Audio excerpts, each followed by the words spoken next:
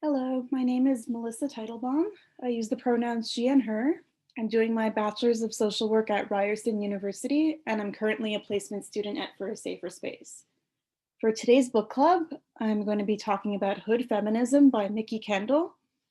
It talks about gaps in today's mainstream feminist movement, who benefits, who is being left out, and Kendall brings race, class, sexual orientation, and ability into conversations about gender equality.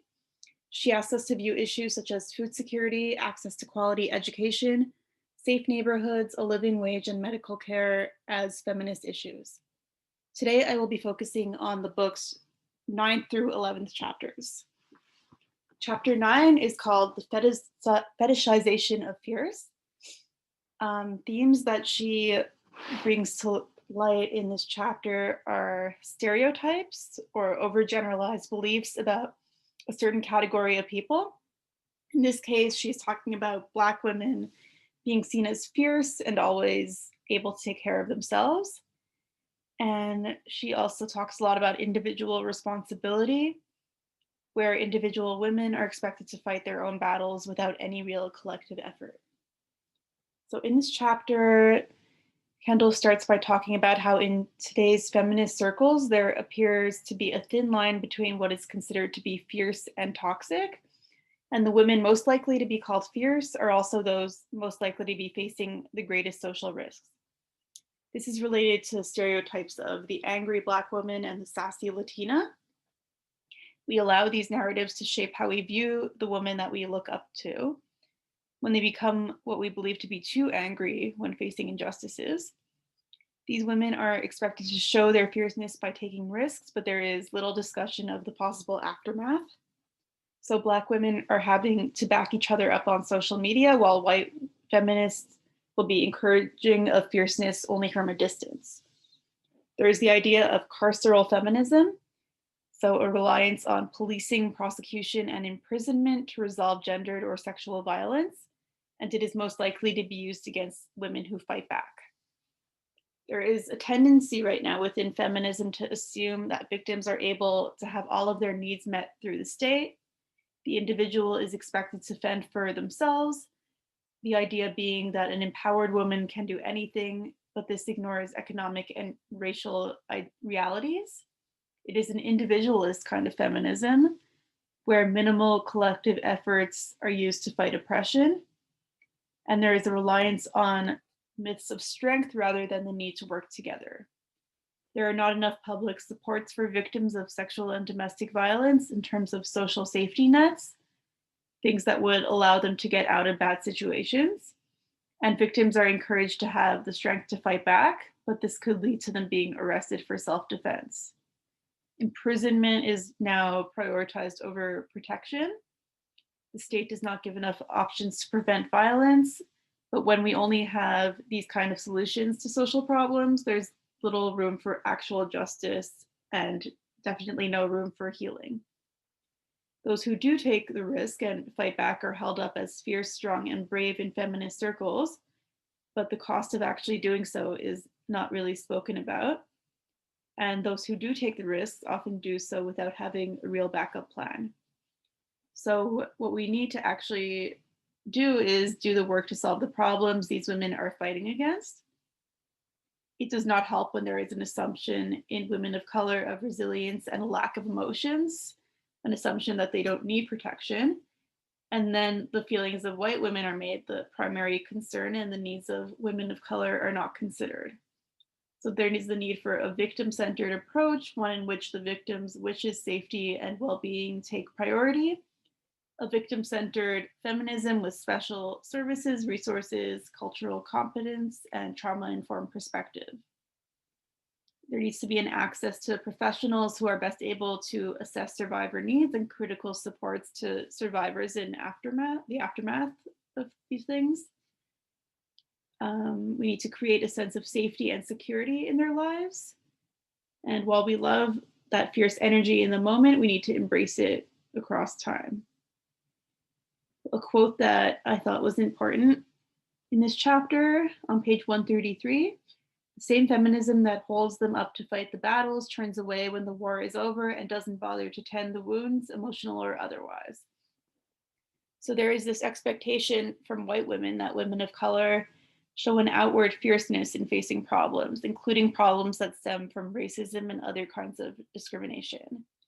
It's expected that marginalized women fight these battles on their own and without fear, and white women will tell them that they are brave and cheer them on in doing so, mistaking this for solidarity. However, when marginalized women are faced with the consequences that come from standing up for themselves, their supposed white allies are nowhere to be found for support. It turns out to be optical allyship and nothing more. So next is chapter 10, entitled "The Hood Doesn't Hate Smart People." Themes here are poverty and racism and how they come together to impact academic opportunity, as well as success, and the idea that success is the exception for people of color, something that can only happen if they leave their own communities. So in this chapter, Kendall starts by talking about how people who grew up in poverty and end up succeeding academically are thought of as the exception to the rule. The myth of women having to leave behind culture and community for success shuts some women out of conversations that directly affect them, and classism leads being poor to being seen as something one should be ashamed of. There is a demand that people assimilate, even though poorer communities lack resources, so the focus is on survival and helping the next generation. Generational racism and anti-Blackness have had an impact on Black American communities. It's easy to assume that we all come from places that are healthy, but realistically, it's not possible, because not even when we remember that while flowers can bloom in the harshest environments, many plants simply die, which Kendall says on page 144. No community hates learning or success, she also says on 144. Nerds come from all walks of life, but accessing the lifestyle that those things are supposed to provide is much more difficult than it should be for marginalized people. There is a blame for different academic outcomes placed on children when a lack of opportunity is connected to problems with culture instead of systemic issues having to do with inequality, racial bias, and segregation. So another quote that I thought was significant in this chapter on page 146 is, "White savior narratives embedded in feminist rhetoric tend to position the people who don't get out as not being worth the effort of engagement, needing to be led toward progressive ideologies instead of understanding that the conversations that need to happen between the proverbial hood and the hills are ones between equals who have had to face different obstacles to arrive at the same destination." So here, I think she's trying to say that women of color are only thought of as smart and worthy if they leave their communities. It is not thought of as possible to have intellectual value from inside. But feminism needs to come to a place where it is recognized that individuals have value regardless of where they come from, with their experiences being a valuable part of who they are. So next I'll move on to chapter 11, called "Missing and Murdered." Themes here are gender-based violence and its intersections with racism and transphobia, as well as incarceration versus prevention as responses to violence against women. In this chapter, she talks about how white women get much more attention when they go missing than women from marginalized communities. There are many unsolved murders of Black and Brown women.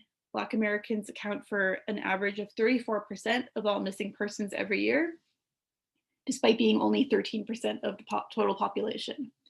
There is a reliance on grassroots efforts and social media because not enough attention from mainstream media or government efforts exist. There's also a lack in government efforts to investigate missing and murdered Indigenous women, even though in the US, homicide rates are triple that of white women for Indigenous women. There's also a high level of gender-based violence faced by women, children, and LGBTQIA people. In the US, there isn't a concrete idea of the rate of femicide because of the high number of missing persons and unsolved murders of marginalized women. But rates of violence against women and girls in the West are higher than in other countries. Government must be willing to follow the lead of communities that are most impacted in order to see any real change, but these communities have reason to fear going to police and in general are not as respected when they do so. Also, there is an increasing rate of violence against trans people, increasing murders and deaths, but numbers are underinflated because of how gender is recorded in statistics around violence, though almost 90% of trans people killed were people of color. When they go missing, minimal police resources are put forward towards finding them, but the same level of care that is given to white women needs to be given to all women. It is also probable that marginalized women are victimized more because perpetrators are aware that they will not get as much attention. Even though we can't be totally sure if media covering for missing persons helps resolve cases, equitable representation in media coverage still matters because it has an impact on how we perceive who has value. Also, friends and families of people who are missing have to deal with the ramifications of disappearances without proper long-term support because of discrimination, especially if the victims are seen as like less than perfect human beings. They may also not know how exactly to reach out to media, or they may feel shame about the circumstances surrounding a disappearance. So the only way feminists can come together against this issue is to be willing to work and stand together. True feminist solidarity across racial lines means we need to be willing to protect each other, speak up when missing women are not from your community, and call out the ways that predatory violence can span multiple communities. Arresting predators may seem like an easy solution, but laws responding to violence end up being used against victims and do not center on the safety of victims. So this means that the emphasis must be on preventing the violence from occurring in the first place. And this includes violence diversion programs and unteaching the normalization of violence against women. So a quote here that I thought was important on page 156. Meanwhile, gender-based violence is clearly a feminist issue, yet it is a place where race and class have not only divided resources and media, but a range of isms divide the response to those at risk. Whether it is transphobia, anti-Blackness, Islamophobia, or xenophobia, there isn't anything approaching a unified, effective response to gender-based violence that is inclusive of all. So here is the idea that each group must take individual responsibility for what is happening to them without recognizing it as an issue that many groups are facing. And unifying the response to gender-based violence has the potential to make it more effective for everyone. All right, well, that's it for today. Thank you so much for listening.